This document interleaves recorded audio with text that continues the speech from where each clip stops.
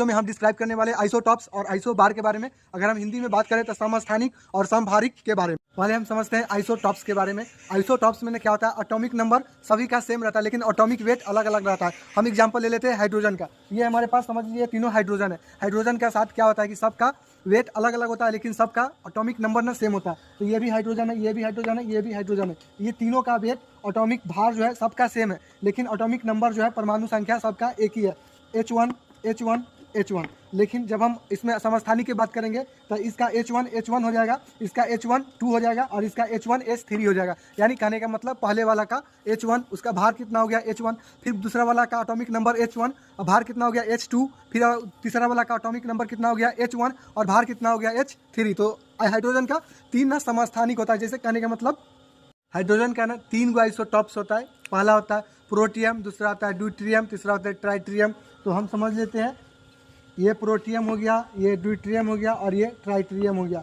इसका भार, इसका एटॉमिक नंबर H1 और भार H1, इसका एटॉमिक नंबर H1 और भार H2, इसका एटॉमिक नंबर ना H1 और भार एटॉमिक भार H3। तो इस प्रकार ना गाइस अगर सारा निष्कर्ष निकाले तो आइसोटॉप्स में क्या होगा कि आइसोटॉप्स में परमाणु संख्या एक और परमाणु भार डिफरेंट होगा।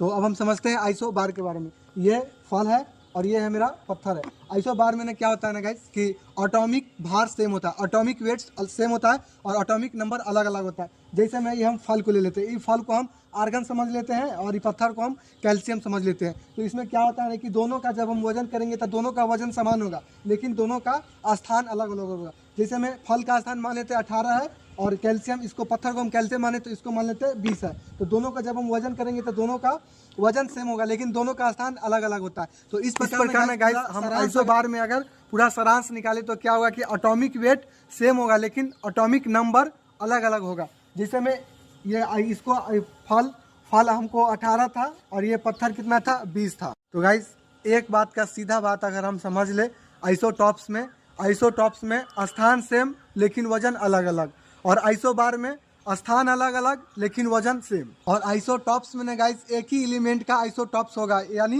कहने का मतलब एक ही तत्व का। लेकिन आइसोबार क्या होगा कि अलग अलग एलिमेंट का या अलग अलग तत्व का आइसोबार हो सकता है लेकिन आइसोटॉप्स समस्थानिक एक ही एलिमेंट का होगा। अगर गाइस ये वीडियो अच्छा लगेगा होगा, अगर